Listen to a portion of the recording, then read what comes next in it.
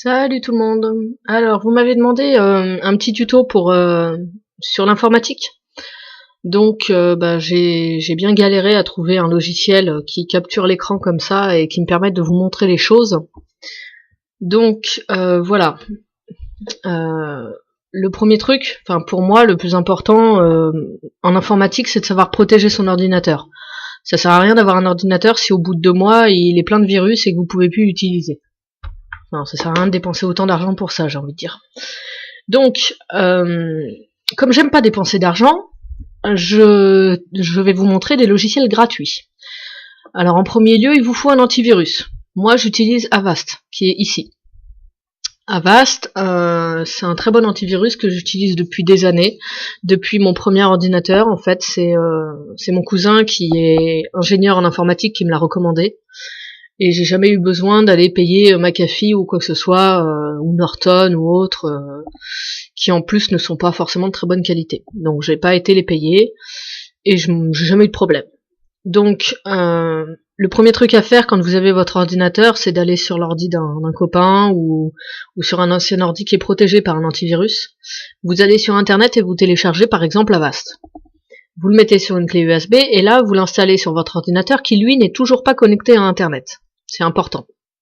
Une fois que vous avez installé Avast et fait un premier scan, pour le plaisir, vous pouvez connecter votre ordinateur à internet. Le faites pas avant, vous risquez de choper des virus dès le début, sans même être allé vous balader. Hein. Je parle, vous connectez simplement à internet, boum, il y a des virus qui tombent.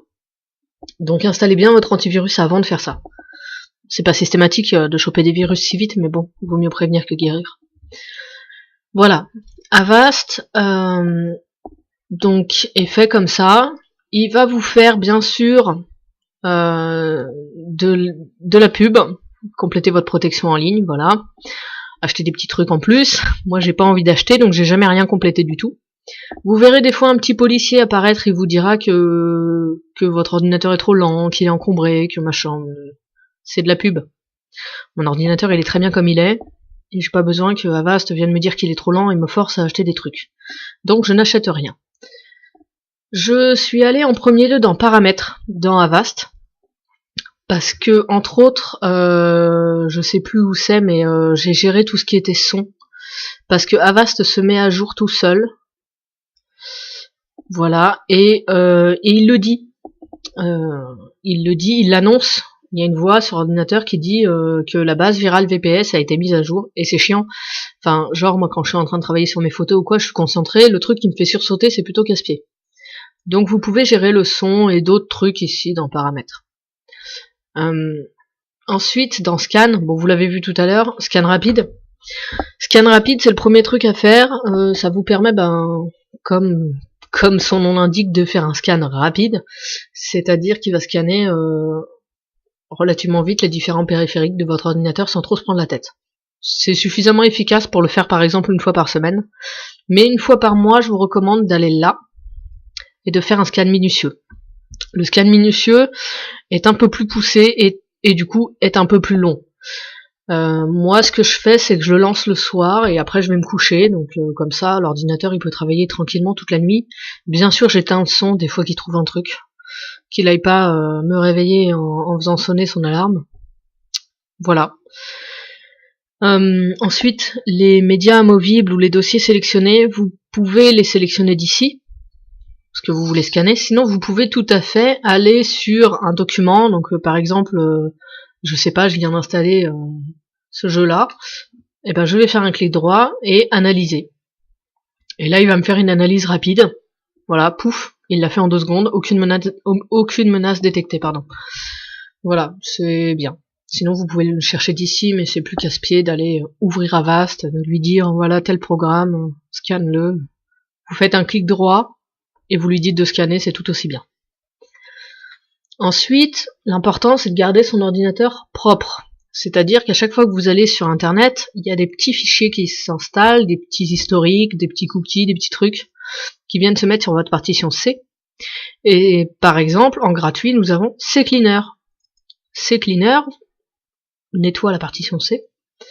Donc moi j'ai laissé tout cocher comme ça, là ici, je me suis pas cassé la tête à aller chercher des trucs à midi à 14h. Je connais pas tout, donc je me suis pas embêtée, j'ai laissé comme ça. Vous faites analyser, vous le laissez analyser, vous nettoyez. Ce que je vous recommande, c'est de le faire 2 fois de suite. Comme ça, vous êtes tranquille, vous êtes sûr qu'il a bien fait les choses, parce que des fois, il analyse, mais il nettoie, mais il nettoie pas tout. Donc moi, dans le doute, je lance 2 ou 3 fois, comme ça, je suis tranquille, ça prend pas plus de temps, voilà. C'est assez pratique. Ces cleaners, c'est à faire régulièrement aussi, hein, genre 1 fois par mois, c'est bien, ou même 1 fois par semaine, d'ailleurs, si vous voulez le faire rapidement, parce que comme je vous dis, sur internet, il y a des tas de petits fichiers qui s'installent tout seuls et c'est chiant. Voilà. Ensuite, important aussi, une petite défrag. Alors vous allez là, donc sur le menu, vous tapez défrag. Voilà, bon là il l'a trouvé, j'ai même pas fini de taper mon mot. Le défragmenteur de disque. Alors je sais pas si vous connaissez le défragmenteur de disque, si vous l'avez déjà fait. C'est quelque chose qui prend beaucoup de temps. Bien plus qu'Avast en minutieux, hein. Donc c'est pareil, vous le lancez le soir, vous allez vous coucher et le lendemain matin votre ordinateur est rangé. C'est-à-dire que le défragmenteur de disque, son boulot, c'est de remettre vos fichiers correctement les uns à côté des autres dans sa mémoire pour récupérer de la mémoire. Imaginez que votre ordinateur c'est un tiroir de chaussettes. C'est le bordel, il y en a partout. Ça a été rangé comme ça en vrac au fur et à mesure, vous en avez enlevé, vous en avez remis, voilà, comme vous installez et vous désinstallez des programmes sur votre ordinateur. Sauf que personne n'est venu remettre les chaussettes côte à côte pour gagner de la place dans le tiroir. Donc du coup, c'est n'importe quoi, et vous avez l'impression que vous avez plus de place. Ce qui est complètement faux. Le défragmenteur, il vient et il remet tout dans l'ordre. Et il récupère de l'espace. Donc ça, c'est plutôt pratique. C'est long, effectivement, mais c'est vraiment important de le faire parce que ça vous permet d'éviter que votre ordinateur se mette à ramer trop vite. Parce que c'est entre autres pour ça que les ordinateurs rament. Parce qu'ils ont l'impression qu'ils ont plus de mémoire, alors qu'en fait, ils en ont, mais elle est fragmentée un peu partout. Voilà, donc ça c'est à faire régulièrement. Autre chose, quand vous installez un logiciel sur votre ordinateur, admettons il vous plaît pas, comme moi je l'ai fait à de nombreuses reprises là en testant les captures d'écran, il vous plaît pas, il fonctionne pas comme vous voudriez, etc. Vous voulez le supprimer. C'est pas la peine d'aller dans le fichier d'installation de votre logiciel et lui dire désinstaller, parce que oui, il va désinstaller, mais il va laisser plein de choses en place. Et ça, c'est dommage parce que vous perdez de l'espace pour un truc que vous n'utiliserez plus, croyant l'avoir complètement supprimé. Vous allez dans Démarrer, panneau de configuration, désinstaller un programme. Je vous dis ça pour Windows 7 ou les versions d'avant, c'était la même chose. Mais Windows 8, je ne sais pas. Donc si ça vous intéresse et que vous me posez la question, peut-être que je chercherai, mais sinon moi j'ai pas Windows 8, donc je me suis pas franchement penché sur le sujet. Vous avez le choix, arrivé ici, soit de les classer par nom, c'est-à-dire par ordre alphabétique, soit de les classer par éditeur si vous voulez, ou de les classer par date. Là, par exemple, le dernier truc que j'ai installé, c'est ce logiciel qui permet de faire la capture actuelle de mon écran. Donc voilà, après j'ai eu des trucs de Nikon qui m'a proposé d'installer, donc je l'ai fait. Ici, vous pouvez retrouver, par exemple, si vous allez dans T, des toolbars. Là, j'en ai pas, je le sais, puisque moi, j'arrive à ne plus en installer. Mais les toolbars, c'est des choses qui vont s'installer toutes seules quand vous allez télécharger votre nouveau logiciel et que vous allez l'installer. Systématiquement, vous avez une petite pub, enfin une petite case qui va être précochée déjà, où ça dit que oui, vous acceptez la toolbar. Alors si vous allez trop vite, il va vous installer une toolbar, et ça, c'est le genre de truc qui prend plein de place, enfin plein de place.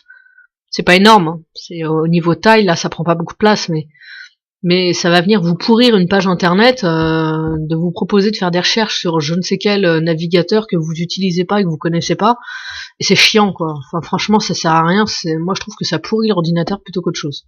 Donc supprimez-les, franchement ça sert à rien. Dans cette section là, surtout ne supprimez pas tout ce que vous connaissez pas. Pilote, tout ce qui est pilote, vous les laissez en place. Pilote pour graphique, si je supprime ça, mon ordinateur il va plus reconnaître ma carte graphique et je vais plus pouvoir aller sur certains programmes. Donc ça c'est très con. Nvidia c'est ma carte graphique aussi, moi je le sais, mais voilà. Donc ça, tout ce qui s'appelle Nvidia Corporation, moi j'y touche pas. Surtout il faut pas. Tout ce qui s'appelle C+, c'est pareil, c'est des trucs de Microsoft, je sais pas ce que c'est, il y a des trucs qui datent de 2005, je sais pas s'il faut les enlever ou pas, de toute façon ça prend pas de place, donc moi je prends pas de risque, je les enlève pas, comme ça je suis tranquille. Après ça se trouve on peut les enlever, mais honnêtement j'ai pas pris le risque. Ensuite, bon Apple, ça je sais ce que c'est, mais si vous avez un ordinateur Apple, c'est pas la peine de vous amuser à supprimer des trucs Apple, ça va foutre la merde. Et tout ce qui s'appelle Acer, c'est la marque de mon ordinateur, je n'y touche pas. Si vous avez un ordinateur qui s'appelle Acer, vous ne touchez pas à ça.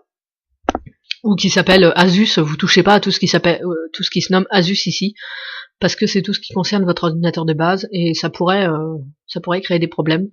Et ça, honnêtement, je sais pas dépanner, hein, donc voilà. Bah ma foi c'est tout. Je crois que je vous ai tout dit. Je vous ai parlé de l'antivirus, qu'il faut nettoyer, qu'il faut remettre les choses dans l'ordre avec la défragmentation et qu'il faut ici supprimer des trucs. Alors, si vous avez besoin de supprimer quelque chose et que vous avez fait une erreur, par exemple,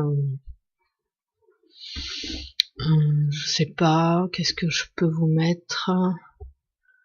Enfin, j'en sais rien, n'importe quoi, on s'en fout. Vous supprimez quelque chose et là, oh mon dieu, je voulais pas le supprimer. Vous avez juste appuyé sur supprime. Si vous avez juste appuyé sur supprime, vous allez dans la corbeille. Vous allez retrouver ici tout ce que vous avez supprimé. Si vous voulez que ça disparaisse complètement, vous faites Shift, supprime. Shift, c'est la petite flèche vers le haut, pour ceux qui connaîtraient pas. Est-ce que vous voulez vraiment supprimer ce fichier de façon permanente? Permanente, ça veut dire que je ne le retrouverai pas, à moins d'être un hacker extra doué, je suis même pas certaine qu'on puisse retrouver des traces de ce truc-là sur l'ordinateur. Donc permanent, ça veut dire que je le retrouverai pas. Donc moi j'en veux plus, je le dégage. Ça je le retrouverai pas, hein, c'est mort. Ça a vraiment été dégagé de l'ordinateur. Voilà. Si, un dernier petit truc. Important, au fur et à mesure du temps, les pilotes de certains de vos logiciels vont se mettre à jour tout seuls et d'autres non. Vous pouvez aller sur maconfig.com, vous téléchargez ça, ça va vous installer un petit truc comme ici sur l'ordinateur, et vous le lancez de temps en temps, je sais pas, une fois tous les 3 ou 4 mois, comme vous voulez. Ça va vous proposer des mises à jour de vos pilotes. Donc les pilotes, c'est ce qui... je sais pas comment vous définir le pilote.